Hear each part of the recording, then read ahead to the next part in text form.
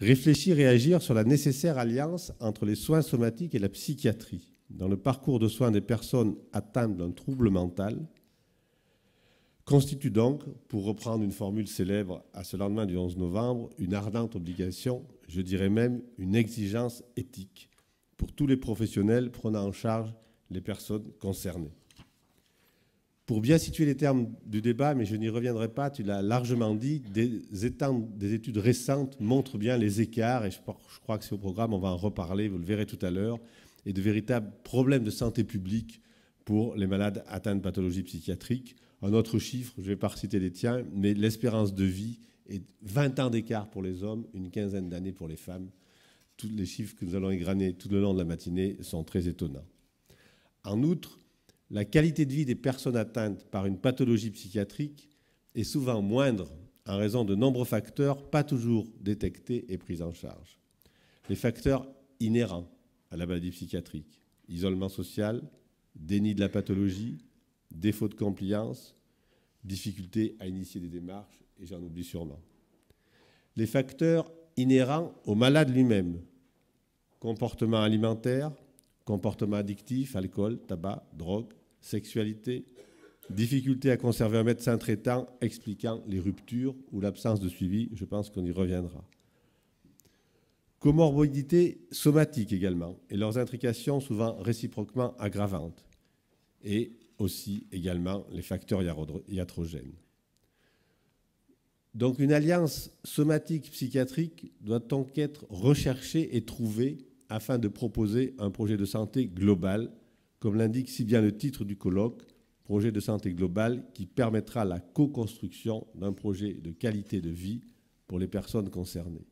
Bonjour à tous, je vais me présenter, je suis le docteur Montariol, je dois être là. Je suis donc le chef du pôle interétablissement, donc GHT Paris, psychiatrie et neurosciences. Je suis enchanté de vous accueillir et nous allons commencer donc ce colloque.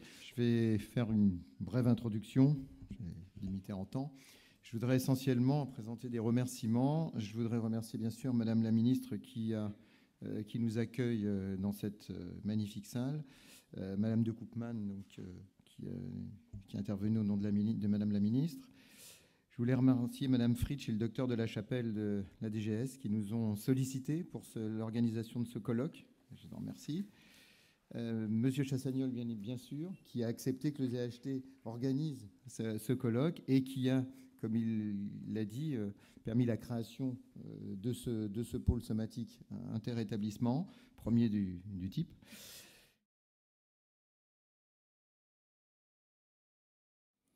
Le pôle somatique est un lieu de stage pour les internes de médecine générale. Donc cela permet de les familiariser avec la psychiatrie, de les sensibiliser aux enjeux, aux spécificités des soins somatiques en santé mentale. Donc actuellement, nous recevons 7 internes de médecine générale, 5 internes dits SASPAS et 2 internes en stage hospitalier libre, avec un retour qui est très positif de la part de nos internes sur le stage. Il y a des formations aussi qui sont assurées par les praticiens hospitaliers de l'établissement, les praticiens donc, du pôle somatique, pour tous les professionnels de santé, que ce soit sur la douleur, la iatrogénie ou par exemple la nutrition. Une synthèse de la prise en charge somatique du patient pendant l'hospitalisation va être rédigée par le médecin somaticien du site et intégrée au compte-rendu d'hospitalisation qui sera ensuite adressé au médecin traitant. Donc cette synthèse comprend un plan de prévention personnalisé qui permettra aussi d'avoir un petit peu une idée de la suite de la prise en charge et dire comment les choses sont organisées. Donc ça, c'était pour l'intra-hospitalier. Sur l'extra-hospitalier, il y a un projet qui s'appelle PsySom, qui vise à modéliser et à optimiser le suivi somatique en ambulatoire et dont l'objectif à long terme est de doter d'un médecin généraliste tout patient suivi sur le GHT Paris dans le cadre d'un parcours de soins qui serait parfaitement adapté aux patients. La coordination et le suivi sont assurés par un infirmier en pratique avancée, en l'occurrence M. Arnaud Thorne-Seller, qui nous en parlera un petit peu plus cet après-midi. On accompagne le patient à la première consultation chez le médecin généraliste, puis ensuite on planifie un suivi semestriel qui sera systématique. Les échanges sont facilités entre le psychiatre et le médecin généraliste, en particulier quand il s'agit de situations urgentes, qu'elles soient somatiques ou psychiatriques. On va utiliser des moyens de communication sécurisés, une fiche de liaison qui va être transmise par messagerie cryptée. Et enfin, on peut évoquer un conventionnement qui a été signé entre le GHT Paris et les centres de santé partenaires, ce qui permet de renforcer les liens, et aussi une convention cadre signée avec la ville de Paris. Le pôle somatique met en place un programme d'éducation thérapeutique du patient. Alors, il est proposé aux patients hospitalisés et aux patients suivis en CMP, mais aussi à leur entourage. Ce programme vise à alerter le patient et ses proches sur les enjeux et l'importance d'un suivi somatique systématique et régulier. Là encore, je ne rappellerai pas les nombres d'années de perte d'espérance de vie, et on sait combien ces enjeux sont importants, et aussi combien c'est important que les patients eux-mêmes en soient avertis. On informe le patient sur l'organisation, les modalités pratiques de réalisation de ce suivi. Il y a aussi un atelier optionnel qui permet de présenter les nouveaux outils numériques, en particulier pour la prise de rendez-vous la prise des rendez-vous médicaux. On sait que pour certains de nos patients, ça peut être vraiment un frein, en particulier ceux qui ne sont pas familiers avec ces nouvelles technologies pour la prise de rendez-vous. Et puis, M. Chassagnol l'a évoqué aussi, donc le quatrième axe du projet médical du pôle somatique, c'est un hôpital de jour somatique qui devrait ouvrir, je crois, troisième trimestre 2019, et qui permettra de faciliter l'accès aux soins somatiques sur l'ensemble du territoire du GHT. Donc, cet hôpital de jour proposera un accès à un ensemble d'examens et de consultations spécialisés, donc à la fois sur un lieu dédié et dans un temps limité. Donc cela représente beaucoup d'avantages. Ça permet la coordination des explorations et une meilleure cohérence. Ça permet aussi de limiter les transports des patients. Et donc globalement, ça va faciliter le parcours des patients, que ce soit pour l'intra, aussi bien que pour l'extra-hospitalier. Donc c'est une offre qui est particulièrement adaptée aux situations complexes qui sont régulièrement rencontrées en psychiatrie. Le point de départ qui a été souvent rappelé, c'est la différence d'espérance de vie entre les personnes qui souffrent d'un trouble mental, notamment d'un trouble mental sévère, et celles qui n'en souffrent pas. On estime que ce gap est d'environ 15 ans. Et il a été rappelé que la situation n'était pas forcément améliorée de nos jours par rapport à ces chiffres qui datent d'il y a une vingtaine d'années. Ils sont même aggravés, en fait, puisque malgré la progression de l'espérance de vie pour tout à chacun, y compris pour les personnes souffrant de troubles mentaux, la différence entre ceux qui en souffrent et ceux qui n'en souffrent pas a tendance à augmenter. Dans les données bien établies depuis maintenant une dizaine d'années, c'est qu'effectivement, les mêmes chiffres qui ont été retrouvés en France récemment par l'adresse, que rappelait Mme de Koopman, le risque de mortalité est augmenté, et ce risque de mortalité concerne toutes les causes de mortalité, et au premier rang desquelles les causes de mortalité naturelles. On a insisté sur les causes cardiovasculaires, mais les cancers sont également une des causes de la mortalité augmentée chez les patients ici atteints de schizophrénie. Un point que je disais à l'instant, c'est qu'en fait, cette surmortalité par rapport à la population indemne de troubles mentaux sévères tend à s'accentuer. Ici, c'est les années 70 jusqu'à la fin des années 90. Et on voit que si on prend comme référence la surmortalité dans les années 60, fin des années 70, on observe que cette surmortalité a tendance à augmenter et que c'est là aussi lié principalement à la mortalité de causes naturelles et en particulier cardiovasculaires, mais pas seulement. Plus récemment, sur des données qui viennent du Royaume-Uni du début du XXIe siècle, on montre exactement les mêmes chiffres, aussi bien chez les patients atteints de troubles schizophréniques que de troubles bipolaires, qui s'éloignent petit à petit du risque de mortalité de la population générale. Et puis les données peut-être les plus récentes, qui nous viennent à nouveau du Royaume-Uni, qui ont été publiées il y a 1 an, montrent là donc ces points importants, c'est que l'espérance de vie s'améliore, la mortalité diminue, mais elle diminue moins vite que celle de la population générale. L'espérance de vie progresse moins vite dans cette population. Donc il y a quand même une amélioration, mais en relatif, on s'écarte de plus en plus. Et puis des chiffres, alors à nouveau ici des chiffres français, montraient qu'en France, sur 2000-2013, ce gap en termes d'années de vie perdue était vraiment identique à ce qui est trouvé dans la littérature internationale, et pas de raison de penser que la situation soit différente en France. On parle bien de 15 ans, aussi bien chez les hommes que chez les femmes, peut-être encore un peu plus chez les hommes. Avec là aussi, quand on regarde les causes de mortalité, des causes de mortalité naturelle, bien sûr le suicide occupe une place importante, mais en termes absolus, c'est bien les grandes causes de mortalité de la population générale, cancer, cardiovasculaire, qui expliquent cette surmortalité-là. Alors comment peut-on essayer de comprendre les mécanismes qui aboutissent à cette surmortalité? Il y en a plusieurs qui ont été évoqués. Première chose qu'il faut voir, c'est est-ce qu'il y a des mécanismes causaux? Il y a des facteurs confondants, et peut-être qu'il y a des facteurs de risque qui sont communs à la pathologie mentale et à la pathologie non psychiatrique, il faut toujours avoir en tête. Et dans, par exemple, les mécanismes environnementaux ou les inégalités sociales de santé sont peut-être moins pour la schizophrénie, mais pour beaucoup de troubles mentaux, des facteurs de risque qui expliquent aussi un moindre recours peut-être à la santé physique ou à un état de santé physique altéré. Mais bien sûr, ce qui nous intéresse aujourd'hui, ce sont des facteurs qui seraient impliqués causalement, donc des facteurs médiateurs sur lesquels nous pourrions agir pour modifier, pour diminuer cette surmortalité. Il y en a plein qui ont été cités. La position socio-économique dépend aussi, bien sûr, pour les troubles mentaux les plus sévères, de l'évolution de la maladie, mais les comportements de santé, le rôle des psychotropes, l'induction éventuelle d'un syndrome métabolique, les syndromes dysautonomiques sont des facteurs à envisager.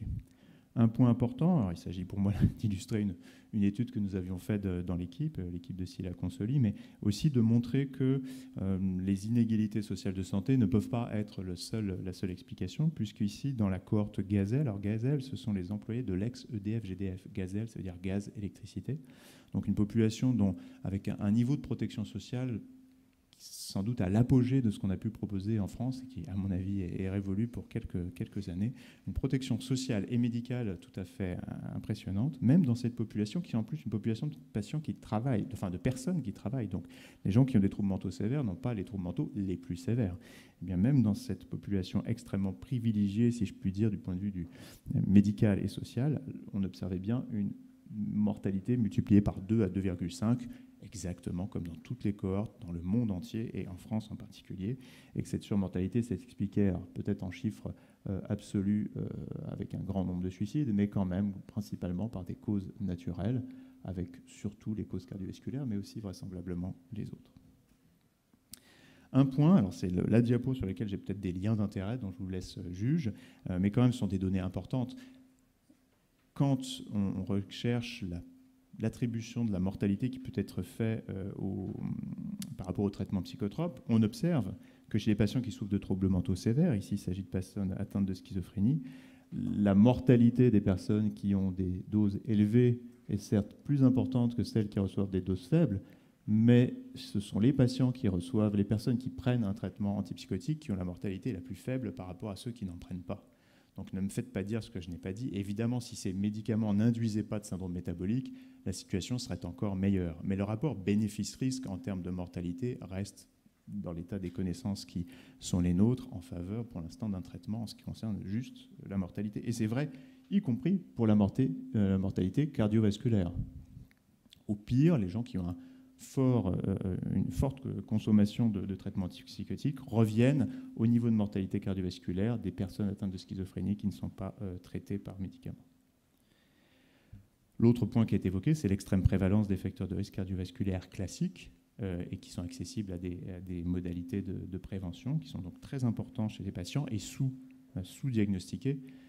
Là, un point peut-être qui est un commentaire par rapport à ce qui a été dit, bien sûr, il y a beaucoup de choses ambitieuses qui ont été présentées, notamment de bien être sûr de dépister ces facteurs de risque cardiovasculaire. Mais si je devais jeter un pavé dans la mare, je dirais que dans la population générale, il n'a pas été démontré que le dépistage des facteurs de risque cardiovasculaire améliorait la mortalité. Si on n'est pas un peu plus ambitieux et qu'on ne met pas dans nos recommandations d'emblée les modalités d'action pour modifier ces facteurs de risque dès lors qu'on les a dépistés, on a peu de chances d'améliorer la santé de cette population. Donc il faut aller vraiment un cran d'avant. D'ailleurs, si on compare les recommandations du NICE de l'autre côté de la Manche à celles de l'HAS, on voit qu'ils ont peut-être un petit coup d'avance en disant voilà, on repère et puis ensuite on met en place tel ou tel traitement, telle ou telle prise en charge. La diapo est un peu compliquée, mais le message est simple, c'est que si on calcule le risque cardiovasculaire des patients atteints de troubles mentaux compte tenu de leur surreprésentation la surreprésentation des facteurs de risque, on arrive à une mortalité théorique et en fait la mortalité réelle cardiovasculaire est nettement supérieure. Donc un point qui n'a peut-être pas été évoqué, mais c'est qu'il existe possiblement dans la physiopathologie de la schizophrénie peut-être des facteurs de risque aussi de mortalité cardiovasculaire sur lesquels pour lesquels il serait bon d'identifier peut-être des voies sur lesquelles on pourrait agir médicalement. J'ai pris un exemple ici, qui est celui de la balance sympatho-vagale, qui est altérée chez les patients atteints de schizophrénie, peut-être du fait aussi des médicaments, mais peut-être aussi du fait de la physiopathologie intrinsèque de la pathologie et qui prédispose à un surrisque cardiovasculaire. Et le cas de l'inflammation est aussi important. Alors, tout n'a pas été dit et fait encore sur l'élucidation de ce pourquoi les patients atteints de schizophrénie ont une inflammation plus élevée, mais l'inflammation de bas grade est un facteur de risque cardiovasculaire en elle-même. Alors, il y a plein de choses. La santé bucco-dentaire a été mentionnée. Alors, c'est vrai que quand on s'intéresse à la santé bucco-dentaire des patients atteints de troubles mentaux, après on ne s'étonne plus qu'ils aient une petite CRP à 2 ou 3. Je le dis pour une petite critique gentille à l'égard de ces travaux, mais c'est une incidence majeure sur la prise en charge de nos patients et le risque global auquel ils sont soumis. La qualité de vie comme la perception qu'a un individu de sa place. La perception qu'a un individu de sa place. Je ne vous dis pas la suite, ça sera un peu long, et on ne veut surtout pas être trop long, parce que ça va bientôt être l'heure du déjeuner. Après, je me suis demandé, qualité de vie et psychiatrie, finalement, qu'est-ce qu'on en sait? Et j'ai trouvé, entre autres, un article de 2 épidémiologistes, Laurent Boyer et Pascal Auquier, article de 2014. La mesure de la qualité de vie en psychiatrie et santé mentale, historique et perspective, c'est le titre de cet article.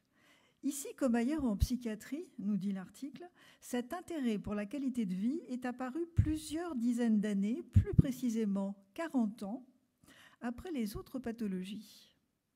Et a du mal à être validé, car prendre en considération la parole du malade psychique est un problème. Cependant, aujourd'hui, cette mesure de qualité de vie est validée. Pour autant, malgré cet intérêt reconnu, il convient de noter que le terme « qualité de vie » apparaît à 3 reprises dans le plan psychiatrie et santé mentale 2011-2015, alors qu'il apparaissait 19 fois dans le plan cancer 2009-2013 et 49 fois dans le plan cancer 2014-2017, avec un chapitre entièrement dédié à l'amélioration de la qualité de vie. Et ce parallèle, maladie psychique sévère, cancer, pour moi, ça veut dire quelque chose. Et à la fin, si vous le permettez, je vous en parlerai. Donc, la stigmatisation, en fait, partout où qu'on regarde, et comme le disait Albert Einstein, il est plus facile de désintégrer un atome qu'un préjugé. Bon, je me suis dit, bon, on est un peu en retard, mais sûrement ça progresse. Alors, j'ai recherché dans le dernier document important, qui est celui-ci, dont on a déjà parlé tout à l'heure. C'est donc la feuille de route santé mentale et psychiatrie, qui est issue du comité stratégique de la santé mentale et de la psychiatrie, qui a été mise en place par Madame Buzyn tout récemment, et ce document date du 28 juin 2018. Alors, donc, j'ai regardé dans ce document combien de fois on trouvait le terme qualité de vie. 31 pages. On le trouve 6 fois. Ah, je me suis dit 6 fois quand même, c'est mieux. Mais j'ai regardé de plus près. En fait, 3 fois, c'est dans la seule page qui parle des personnels en santé mentale, psychiatrie. 3 fois. Et les 3 autres, sur toutes les autres pages, donc une page, il y en a 3, on parle des personnels. Bon, je ne dis pas que ce n'est pas important, hein, c'est très important. Mais il n'empêche que pour les personnes atteintes elles-mêmes, dans tout ce document, on en parle aussi 3 fois, sur toutes les pages. Alors on en parle pour dire la première fois que c'est très cher finalement, cette perte de qualité de vie. Ça a un coût, je ne savais pas. Alors c'est le coût, 65 milliards d'euros. Waouh! Alors que le coût d'assurance maladie est de 19,3 milliards d'euros. Donc c'est très cher, je ne me rends pas bien compte comment on le calcule. Je pense qu'ici, il y en a qui doivent savoir, mais moi, je ne sais pas trop bien. Et la deuxième, évoquer les dégâts de la stigmatisation sur la qualité de vie. Alors ça, c'est vrai, hein, c'est un problème essentiel, le coût aussi, sûrement. Et la troisième, l'importance du logement pour la qualité de vie. Donc ce que je me suis dit, c'est que la marge de progression était formidable. Et c'est vrai pour toute la psychiatrie. Ce que je trouve très intéressant, c'est que vraiment, il y a du travail, on va pouvoir que progresser.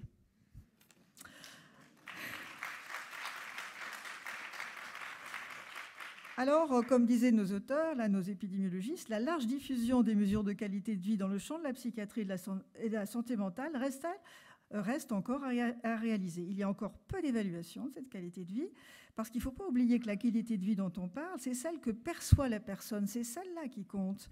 Elle est souvent différente de celle que perçoit le soignant, mais c'est à partir de ses souhaits et de son ressenti que la personne va pouvoir améliorer sa qualité de vie. Alors, je vais vous faire juste une petite parenthèse, que j'ai travaillé à un moment dans la stratégie de transformation de santé mentale. On a été convoqués, parce que ça s'est mené très très rapidement tout d'un coup au printemps. Et j'ai eu à travailler sur une partie qualité et pertinence des soins. Et on a parlé en particulier de ISATIS. Est-ce que quelqu'un dans cette salle sait ce qu'est ISATIS ? Ne vous bousculez pas. Alors, ISATIS, si vous aviez, heureusement pour vous, vous ne le savez pas, c'est une bonne chose, parce que ça veut dire que vous n'avez pas été hospitalisé en médecine, chirurgie obstétrique dans ces 2 dernières années. Parce que maintenant, quand vous êtes hospitalisé en médecine, chirurgie obstétrique, vous allez au moins 48 heures, vous allez recevoir, après votre sortie, un questionnaire Internet pour savoir comment s'est passé votre séjour de votre point de vue. Et donc, j'ai dit, ce serait bien, parce que qu'est-ce qu'il y a à côté de la MCO ? Il y a la psychiatrie, santé mentale, on pourrait peut-être étendre ISATIS.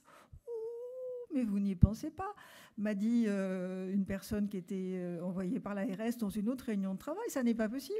Cette personne-là, d'ailleurs, ne savait pas que c'était maintenant sous forme d'un questionnaire par email. Elle pensait qu'on était resté d'ailleurs à l'interview téléphonique qui avait été la première partie d'ISATIS. Mais ça, c'était fini. Et il m'a dit, mais je ne me vois pas demander à quelqu'un de téléphoner à une personne qui sort d'un hôpital psychiatrique. Waouh! Donc, moi, je crois qu'il y a là un gros problème. Le problème de la stigmatisation, je pense que c'est le problème central. Donc le rétablissement, c'est central, parce que le rétablissement, c'est l'espoir, et on ne peut pas vivre sans espoir. Donc en fait, le rétablissement, c'est la clé de tout, c'est le changement de paradigme, c'est de passer d'une maladie incurable, avec des faux dangereux, à une maladie qui se soigne avec des gens courageux, des héros ordinaires. C'est une communication qu'on avait eue sur le cancer, et on peut reprendre ce même type de communication, voilà. Et on a l'impression aujourd'hui que le rétablissement, les professionnels y croient ou y croient pas. Ça a l'air d'être une religion, alors qu'il est prouvé quand même qu'on peut tout à fait, que chaque personne, parce que c'est un chemin personnel, comme vous l'avez dit justement, c'est pas un chemin qui va être décidé par les soignants. Tim Griessen a une jolie expression. Il dit que le patient habituellement il est enfermé dans le coffre.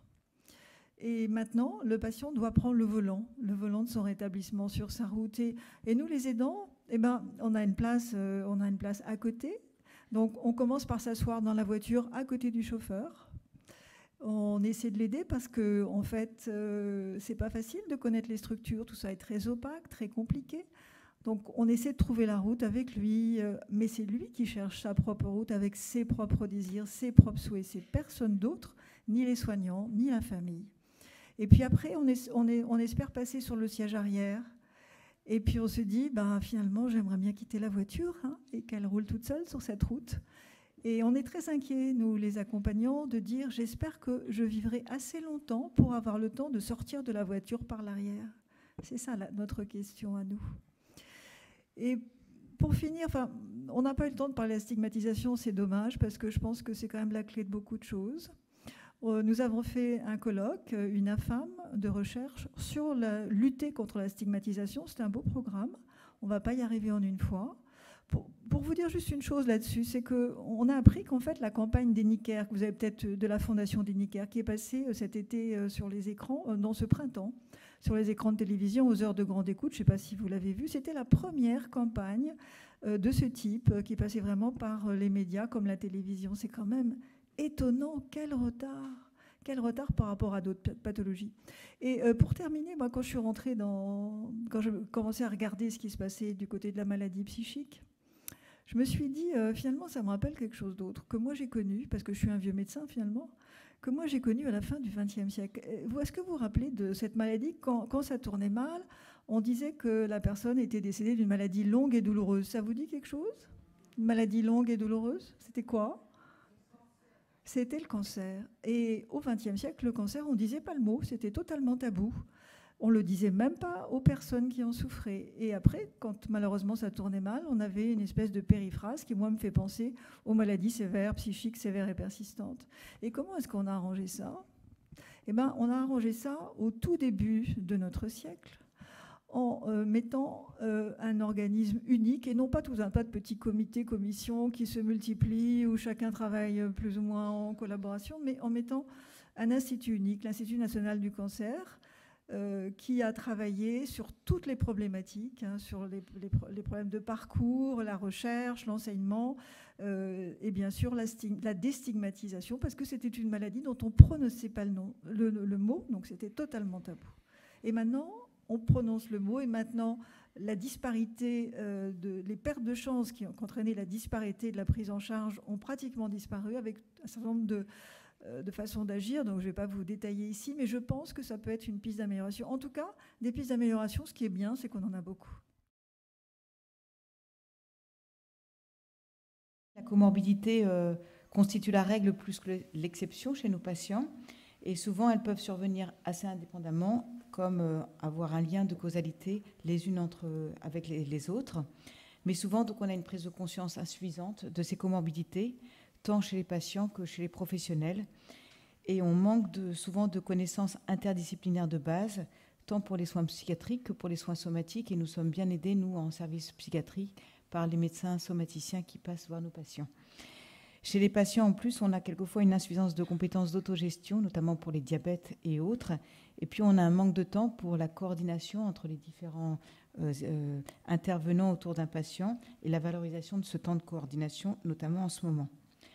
Alors souvent, donc, en psychiatrie publique, on a affaire à des situations complexes.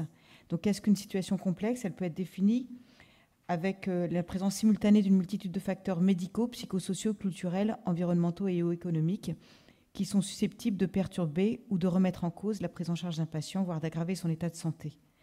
Et donc, on a la définition dans la loi de modernisation de notre système de santé sur le parcours de santé comme complexe. Et c'est vrai qu'en psychiatrie publique, sur les secteurs, on garde surtout les situations complexes et on réoriente les patients plus simples en libéral. Alors, il y a beaucoup de situations complexes en psychiatrie par la symptomatologie, par les comorbidités addictives et somatiques ou par les problématiques sociales. Et les conséquences en sont une stigmatisation de nos patients. C'est celui dont on ne veut pas, tant au niveau social, dans les centres d'action sociale, qu'en soins somatiques et souvent donc au SAU.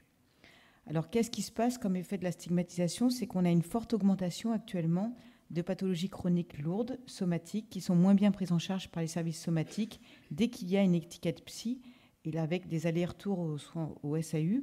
Et on peut citer le cas de M. Y cet été, qui était rentré chez nous pour une mélancolie délirante, plutôt stabilisée, qui avait 76 ans, qui n'avait pas d'antécédents psychiatriques, mais qui a eu le malheur de développer un hématome sous-dural chez nous et une pancréatite aiguë nécrosante.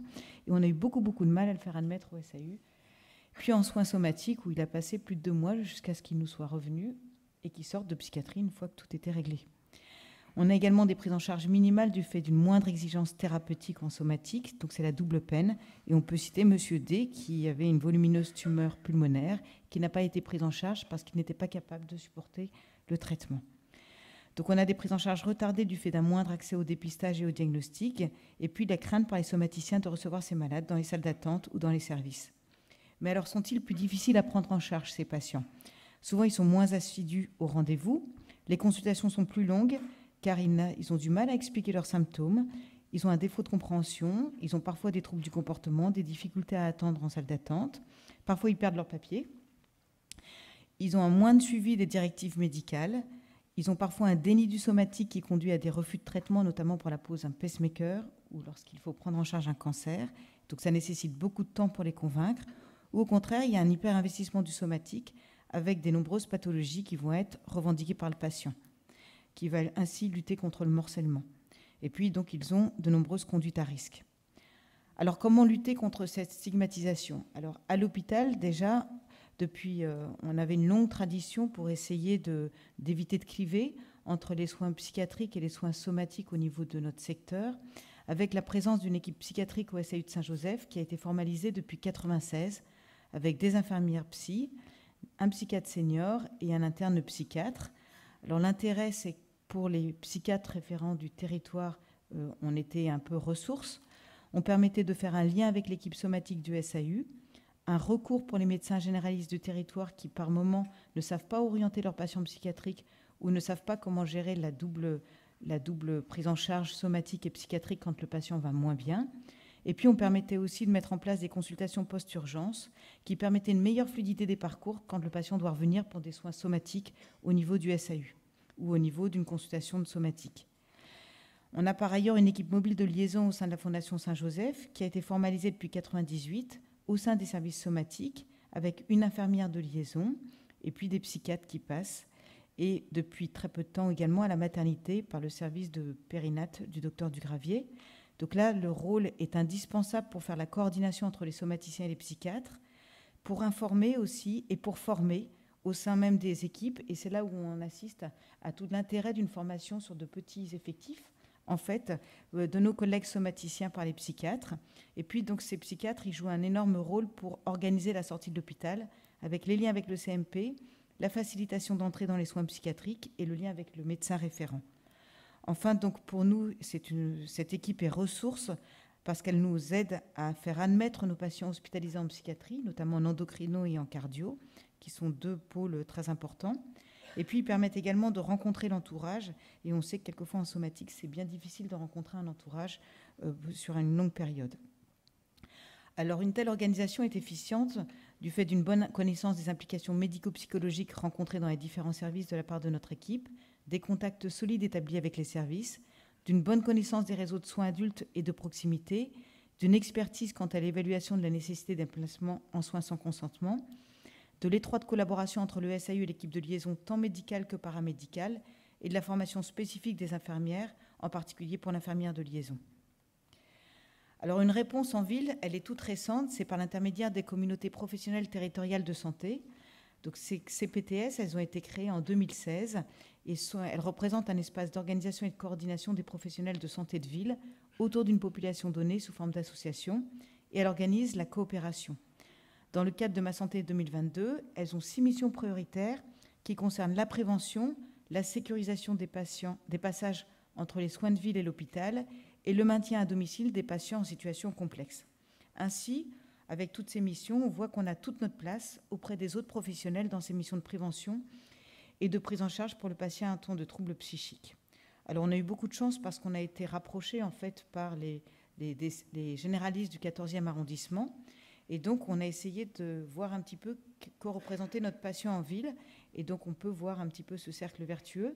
Donc le patient en ville, le patient en psychiatrie, il va interagir avec son médecin généraliste qui assure les soins somatiques, la détection des soins précoces et l'orientation vers le CMP et le SAU. Donc le CMP qui permet l'intervention à domicile, l'accompagnement dans l'attente d'une prise en charge ou en sortie d'hôpital, l'avis d'expertise et la formation. Le pharmacien qui permet l'éducation à la santé, le travail sur l'observance, le rôle dans le bon usage des médicaments et la relation avec le CMP.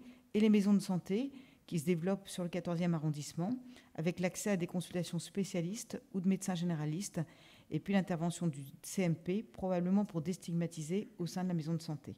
Et puis il y a tous les autres, les infirmières libérales qui nous aident beaucoup en soutien, le XAPA pour les addictions, le SAU et les structures d'accueil. Donc ainsi, donc, dans nos premières organisations de CPTS, donc on a réfléchi sur nos modalités d'organisation. Donc on est vraiment au tout début de cette coordination et de cette collaboration. On a réfléchi au support de communication, c'est-à-dire pour que nous soyons plus facilement joignables par les généralistes, mais également par les pharmaciens et les infirmières libérales, par un téléphone dédié et par le mail. Nous, on doit faire un effort sur nos lettres de suivi. On a proposé également des interventions conjointes, soit au CMP, soit chez le généraliste quand c'est possible, ou en centre de santé. Et puis des staffs communs qui permettent la formation, l'acculturation et la connaissance mutuelle, car on sait que quand on se connaît mutuellement, c'est beaucoup plus facile de prendre en charge un patient.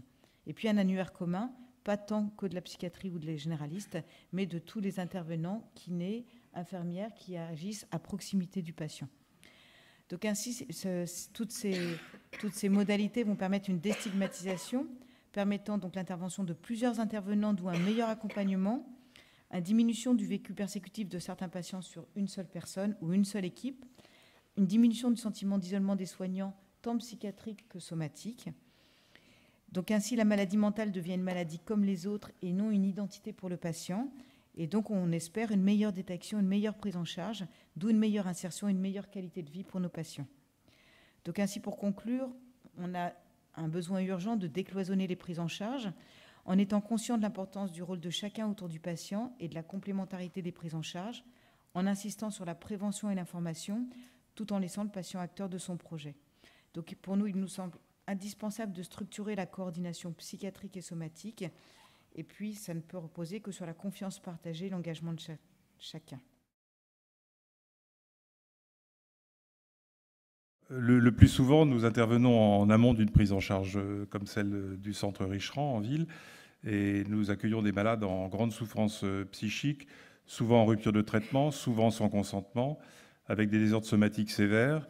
On a des pathologies quand même plus sévères qu'en ville, bien entendu. Et on constate tous les jours que le mental conditionne le physique chez les humains et que les pathologies somatiques sont presque constantes dans la maladie mentale. L'anxiété et les angoisses amènent aux addictions. Le déséquilibre mental nuit au travail, donc aux revenus, donc au cadre de vie. Les entourages se fatiguent quand il y en a. Et la précarité matérielle s'installe. Nos malades arrivent souvent de la rue, voire de l'immigration, quelle qu'elle soit. J'avais pris un peu de retard dans les diapos, excusez-moi. Donc l'intérêt d'une structure somatique commence au centre d'accueil, au CPOA, donc Centre psychiatrique d'orientation et d'accueil de l'hôpital, et doit être mixte parce que nous avons le devoir d'évaluer à la fois l'importance des désordres somatiques, savoir si on garde les malades, s'ils relèvent de soins d'urgence ou d'une orientation vers un SAU, mais aussi de vérifier si ces pathologies somatiques n'ont pas induit les désordres mentaux et donc de redresser d'éventuels diagnostics. Le deuxième intérêt, c'est d'éviter les transferts vers les hôpitaux généraux. Ça a un coût, c'est compliqué. Les malades ne sont pas toujours bien accueillis dans les SAO en fonction de leur SAU, en fonction de leur état psychique. Et notre structure permet d'en éviter actuellement une bonne partie. C'est difficile à quantifier, mais on aimerait bien justement avoir des chiffres plus précis. La rentabilité économique, d'un autre côté, impose de trouver un équilibre entre une sophistication, une lourdeur qui ferait concurrence aux hôpitaux généraux, ce n'est pas le but, ce serait trop coûteux, et évidemment une structure trop légère qui ne permettrait pas de voir suffisamment les malades. Actuellement, nous sommes donc 3 médecins, 2 généralistes avec des orientations différentes en cardiologie, maladies métaboliques et pathologie, et une troisième à orientation gynécologique, ce qui est remarquable pour l'hôpital où les soins gynécologiques sont toujours un problème et les déplacements de malades vers un centre de consultation extérieure difficile. Alors nous avons en plus une infirmière, une structure d'accueil administratif dédiée et une podologue sur place. Et puis nous bénéficions évidemment du plateau technique de l'hôpital, le pôle neuroradiologique de Sainte-Anne, qui est un pôle d'excellence, a en plus des consultations de stomatologie, dermatologie, ophtalmologie, chirurgie plastique et je n'oublie rien, la radiologie évidemment. Et nous aurons probablement très prochainement, enfin en 2019, des lits d'hospitalisation de jour somatiques. Alors, sur le plan pratique, pour en terminer avec la structure, on propose 2 modalités d'examen aux malades. Soit on les fait venir dans notre unité, où on a des cabinets de consultation en médecine générale et plus spécialement gynécologie, podologie. Soit on est appelé dans les unités, on se déplace avec des niveaux d'urgence variables par notre système de standard ou directement sur nos portables pour les besoins urgents. Les actes techniques que nous effectuons vont du sondage urinaire au plâtre, en passant par évidemment les actes gynécologiques, pose de stérilet, les sutures, ce sont les principaux. Donc les pathologies auxquelles nous avons affaire sont plus sévères, que je disais, et en général atypiques par rapport aux pathologies somatiques qu'on voit à l'hôpital général. Les malades sont souvent en mauvais état général, justement, liés soit à des troubles du comportement alimentaire, il y a une unité dédiée, à leurs moyens matériels limités et, comme le disait le confrère dentiste ce matin, à des édentations plus ou moins graves et souvent très sévères. On a constaté aussi à l'hôpital, malheureusement, qu'on pouvait mourir de constipation par occlusion ou nécrose colique, souvent silencieuse, où les douleurs sont extrêmement atténuées par les traitements neuroleptiques.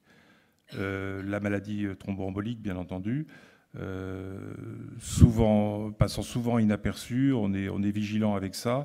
On a pu constater des phénomènes thromboemboliques, des embolies pulmonaires chez les malades sous anticoagulation préventive, à partir du moment où ils étaient très sédentaires, confinés un peu dans leur chambre, voire évidemment sous contention, et malgré ces traitements préventifs. On a évidemment les chutes et leurs conséquences, les questions liées en partie au mauvais état général également, liées aux troubles neurologiques, liées à la dénutrition et évidemment à la iatrogénie. Des pneumopathies, beaucoup de malades fument beaucoup. Les traitements provoquent des troubles de la déglutition, des troubles musculaires en général, disons, et des fausses routes. Donc on a énormément de pneumopathies, parfois des désaturations aiguës et des nécessités de réanimation. La cardiologie également, les tachycardies, presque toujours induites par les psychotropes, en tout cas les neuroleptiques, qui sont trompeuses, des troubles de conduction, des hypotensions orthostatiques. On fait attention au lever, on a souvent des chutes au lever des malades. Et quelquefois même la toxicité cardiaque propre de certains médicaments, certains psychotropes. Pour en terminer avec les grossesses, on a ce problème évidemment en milieu hospitalier. Les aménorrhées sont très très fréquentes, donc on n'est pas forcément alerté par ça. On fait systématiquement des dosages de bêta-HCG à l'entrée chez les femmes en âge de procréation, mais pour les hospitalisations longues, on a quelquefois des mauvaises surprises, et en particulier masquées par des prises de poids. Et je pense à une histoire récente de diagnostic de grossesse au 6e mois, et on était tous passés à côté. Donc la vulnérabilité intrinsèque de ces malades est majorée par l'hospitalisation.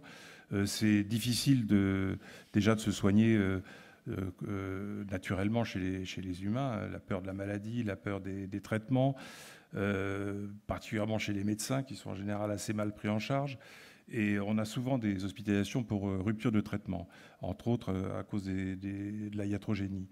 Nous voyons donc des malades en situation d'infériorité, fragilité, hospitalisés souvent sans consentement, chez lesquels, pour le coup, l'examen somatique est une obligation et n'est pas toujours fait. Les malades peuvent le refuser, certains sont agités, on est obligé de le reporter, et rendu encore plus difficile par les mesures d'isolement, voire de contention, avec leurs propres complications.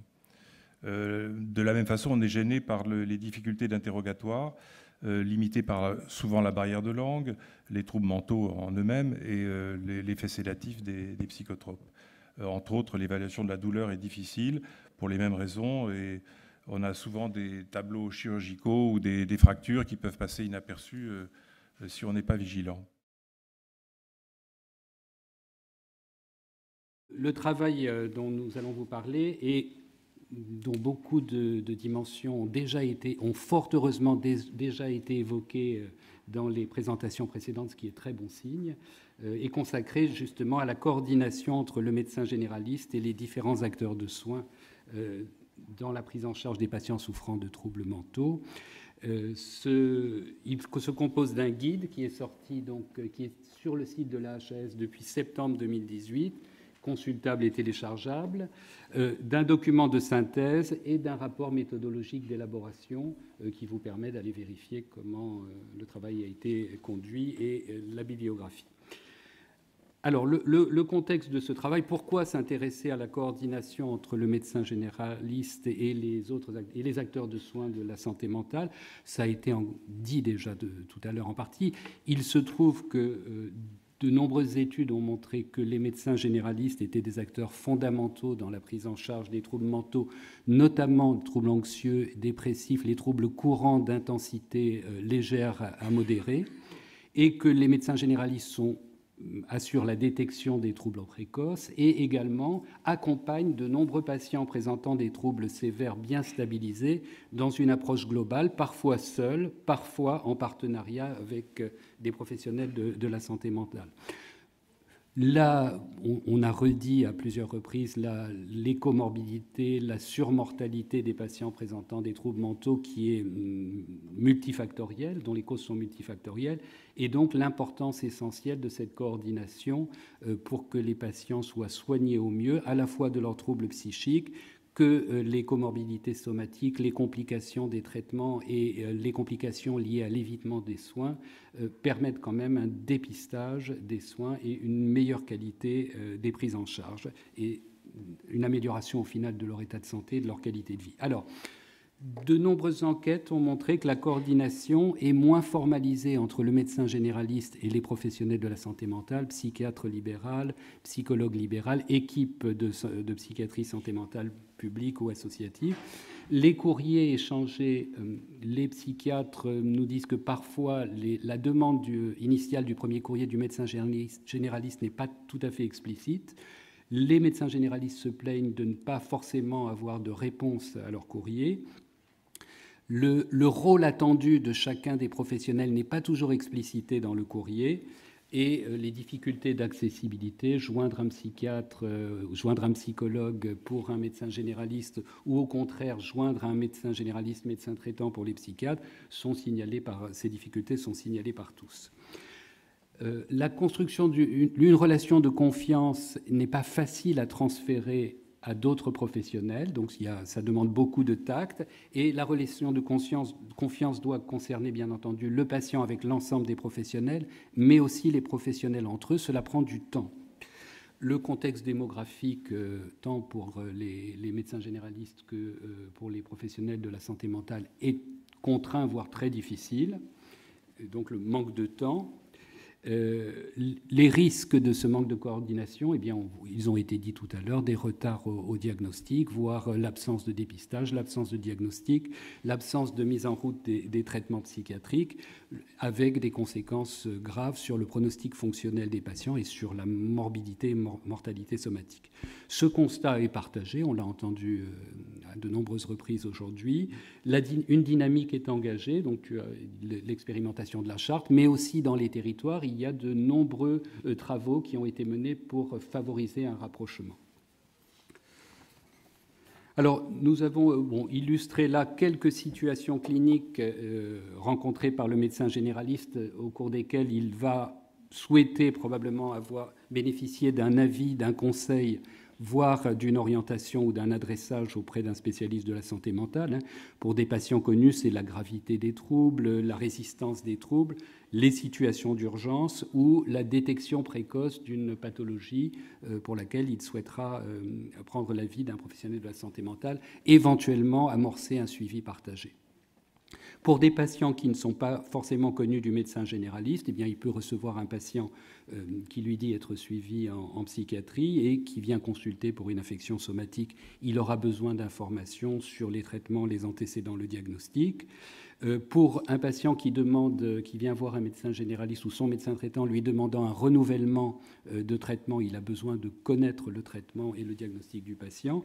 Donc, ce médecin généraliste aura besoin de se mettre en contact avec des professionnels de la santé mentale. Certaines situations sont complexes, la définition a été donnée tout à l'heure par le docteur Vacheron, et nécessiteront d'étendre les contacts à des professionnels sociaux et médico-sociaux, donc dans un partenariat qui est encore plus vaste. Pour le patient qui n'est pas demandeur de soins psychiatriques, cela fait souvent l'objet de discussions et de demandes de conseils.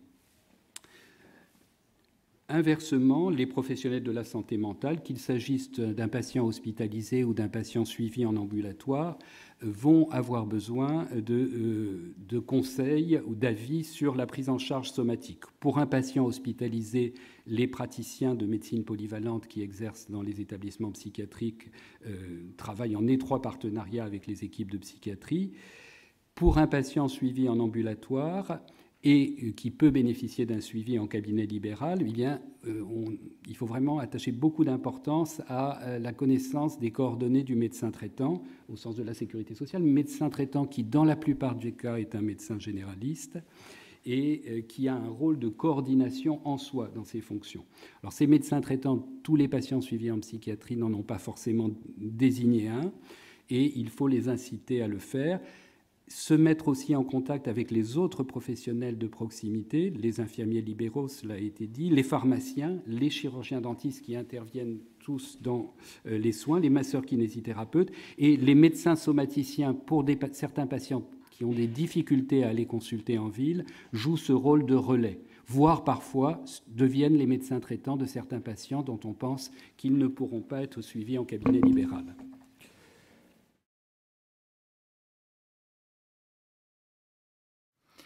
Alors, PsySom, en gros, c'est 3 axes qui sont autant d'étapes.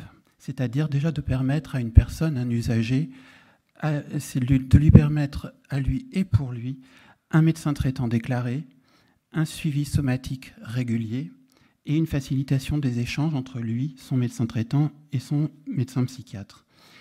Là encore, il est bien important de replacer le médecin généraliste comme coordinateur. Effectivement, même si en tant qu'infirmier, je vais avoir ce rôle de coordination, mais ça n'empêche pas que dans son parcours, je suis très content que vous ayez noté ce terme, un parcours de santé, parcours de vie, parcours de soins, que le médecin généraliste reste son coordinateur. C'est évidemment aussi l'interlocuteur privilégié de tout usager pour son bien-être. On parle de santé, mais le médecin généraliste aborde aussi les questions de bien-être et du quotidien, tout simplement. L'idée finale qui est derrière tout ça, c'est d'aider à la cohésion du parcours de soins et de vie, comme je vous le disais, mais aussi d'améliorer la traçabilité et la sécurité des échanges d'informations. Nous y reviendrons puisque nous étions dans une partie qui était nommée télémédecine et santé connectée. Bien évidemment, sur la question des messageries sécurisées, on aura l'occasion d'y revenir. Juste pour vous expliquer un petit peu l'historique de ce projet PsySom. Déjà, c'est un projet médical ancien. Le docteur Montariol vous l'a présenté ce matin. Déjà, alors, bien évidemment, la question de la coordination des soins et notamment de la communication entre médecins généralistes et médecins psychiatres, ce n'est pas une donnée nouvelle. Déjà, elle était au cœur de la thèse du docteur Born. Mais on va dire qu'il a été réintroduit, ce projet PsySom, à partir de 2014-2017, lorsqu'au niveau de l'ARS Île-de-France, il y a eu le projet Préfixe, qui était donc de pouvoir faire entrer la réflexion autour de la pratique avancée infirmière dans le panorama sanitaire français. En 2017, à nouveau, l'ARS intervient dans le projet PsySom, puisque nous avons eu son soutien par rapport à un projet de recherche. Vous en parliez ce matin, Dr Born, par rapport notamment aux questions d'évaluation de ce dispositif que nous essayons de mettre en place, qui est une réponse parmi tant d'autres, comme le projet Thelma que l'on vient de nous présenter, évidemment pour essayer d'assurer une meilleure cohésion des soins et un meilleur suivi pour les personnes que nous accompagnons dans la pratique quotidienne. Actuellement, PsySom est dans une phase pilote. C'est pour ça qu'il est pour l'instant assez rudimentaire et localisé sur le 10e arrondissement et le 19e arrondissement. L'idée était déjà de pouvoir trouver un centre de santé partenaire, le centre de santé Richerand, dont vous avez eu le docteur Fauché qui a parlé tout à l'heure, notamment pour pouvoir réfléchir ensemble à la convention de partenariat qui nous permet de travailler ensemble. Ensuite, il y a eu, effectivement, nous sommes dans une logique de management de projet, donc la constitution d'un comité de pilotage qui se réunit assez régulièrement justement pour pouvoir aborder les questions inhérentes au fonctionnement de ce dispositif. Et puis, pour l'instant, effectivement, c'est une articulation via un infirmier de liaison. Évidemment, ce sera peut-être une autre dénomination que vous entendrez au deuxième semestre de l'année 2019, mais pour l'instant, il n'y a pas de pratique avancée en psychiatrie puisque le décret d'application n'a pas été retenu pour la psychiatrie. Donc, pour l'instant, je suis infirmier de liaison. Ça a eu un impact simplement parce qu'effectivement, dans une notion de parcours et notamment de situation complexe, une mission de pratique avancée va aller au-delà du projet PsySom. Et puis bien entendu, actuellement, une phase pilote, c'est aussi une phase d'adaptation du dispositif, évidemment par rapport aux réalités du terrain, puisque c'est un dispositif qui continue à se créer, qui fait face à certaines difficultés rencontrées en cours de route, et nous essayons d'y faire face et effectivement de les inclure dans un dispositif qui sera beaucoup plus pérenne, et puis aussi, bien entendu, bien de répondre aux recommandations malgré tout de l'HAS. Alors l'état des lieux actuellement, c'était surtout de pouvoir, eh bien, comme je vous le disais, de repérer les facteurs facilitants et les facteurs contraignants pour améliorer l'accès aux soins et notamment l'accès à un médecin généraliste pour les usagers que nous accompagnons. Bien entendu, l'idée première, comme je vous le disais, c'était de répondre au premier axe, c'est-à-dire une reprise de contact avec un médecin généraliste pour des personnes qui seront peut-être en rupture de suivi depuis plusieurs mois, et sinon d'anticiper en fait des reprises de suivi à venir. Nous savons effectivement que les parcours des usagers, donc des personnes que nous accompagnons, sont semés de déménagements, de retraites de médecins généralistes, puisque nous sommes dans des pathologies chroniques, donc nous accompagnons des personnes sur le très long terme. Bien entendu, le docteur Fauché l'a aussi abordé ce matin. L'une des missions, c'est l'accompagnement physique pour pouvoir articuler ce lien. Je crois que vous l'avez, plusieurs personnes en ont parlé, c'est-à-dire qu'on fonctionne mieux lorsqu'on se connaît. C'est effectivement le rôle qui m'est dévolu, c'est-à-dire que déjà j'essaye moi d'être beaucoup plus facilement joignable par les médecins généralistes, et comme je me déplace régulièrement sur le centre de santé et sur les CMP, j'articule effectivement physiquement ce lien. C'est aussi un accompagnement physique lors de la première consultation avec le médecin généraliste des personnes que nous accompagnons et qui rentrent dans le dispositif PSISOM, tout simplement bien pour faciliter le contact avec le futur médecin généraliste qui pour l'instant est quelqu'un d'inconnu. Moi, je les rencontre systématiquement avant toute consultation au centre de santé, justement pour pouvoir déterminer ensemble quels sont les besoins des personnes et notamment quelle est leur situation et quelle a été la situation qui a amené aux ruptures avec l'absence actuelle de médecins généralistes et aux absences de suivi. Ensuite, évidemment, nous sommes dans le cadre donc, des recommandations de l'HAS. L'une des missions est effectivement aussi de s'assurer dans un bilan annuel qu'il y a bien présence d'un ECG et des différents bilans sanguins et examens complémentaires lorsqu'il y a des pathologies, des comorbidités qui ont été repérées et associées. Enfin, la troisième partie, c'est la traçabilité des bilans et examens préconisés dans les dossiers de soins. J'essaie d'être assez rapide, donc si par contre il y a des questions qui vous intéressent, nous pouvons en parler après ou en dehors de ce colloque. Alors, puisque nous étions dans une question surtout autour de la santé connectée et de la télémédecine, nous avons quand même essayé de raccrocher notamment les questions qui se posent par rapport à PSISOM dans ce contexte particulier. Nous pouvons repérer quand même deux choses sur l'accompagnement qui est à prévoir au niveau des usagers et bien entendu de leurs familles. Nous ne saurions travailler sans les familles. C'était en tous les cas l'un des partis pris que nous avions. Là, c'est plutôt dans une visée un petit peu anthropologique. Effectivement, nous nous rendons compte que les outils numériques, cela devient une norme sociale. C'est comme si, effectivement, il y avait un attendu en termes de compétences avec les outils numériques, ce qui ne se vérifie pas forcément lorsque nous sommes en contact avec les usagers que nous accompagnons. Il serait intéressant de voir, effectivement, quels usages ils ont, par exemple, de leur téléphone portable ou même de leur accès à l'Internet. Nous nous rendons compte également que la santé aujourd'hui se voit un petit peu rattrapée par les outils numériques qui prennent de plus en plus de place. Il y a en tous les cas une étude, celle de O'Neill, qui pourrait vous intéresser à ce sujet. Et on peut se poser aujourd'hui la question, est-ce que ces outils numériques ne sont pas incontournables dans le futur de la santé ? Je pense notamment, par exemple, à des applications comme Mon Docteur, que nous utilisons peut-être tous au quotidien, mais qui ne sont peut-être pas aussi faciles d'accès pour les personnes que nous accompagnons dans les institutions de soins psychiatriques, et aussi à se poser la question par rapport à leurs aidants, qui sont parfois plus âgés. Et puis enfin, il y a cet usager versus population générale, quel accès aux outils numériques. À nouveau, là, je m'appuie sur l'étude la recherche de Madame Alberola, qui montre et qui s'intitule La double peine, comme s'il y avait aussi une espèce de handicap numérique. Peut-être que le terme sera à un moment donné à reprendre ou à comprendre, ou en tous les cas à conceptualiser. En ce qui concerne les institutions de soins, pour être très rapide et pour finir, il y a aussi un accompagnement à prévoir, et PsySOM s'y engage actuellement, c'est dans le transfert d'informations par messagerie sécurisée. Ça fait partie des recommandations de l'HAS, bien entendu, donc c'est pour ça que nous ne pouvons pas en faire l'abstraction. Il a aussi été question de pouvoir doter ou de rappeler, en tous les cas, l'intérêt de disposer d'une messagerie sécurisée pour la confidentialité, évidemment, partager des informations. Ça passe effectivement pour les collègues médecins par les cartes CPS. Pour l'instant, nous, en tous les cas, pour les infirmiers, nous n'avons pas encore accès à ce type de dispositif, mais au moins de pouvoir disposer d'une carte CPE. Même si, par contre, il n'y a pas de messagerie sécurisée sur la CPE, ce qui pose effectivement la question des outils que moi, je peux utiliser.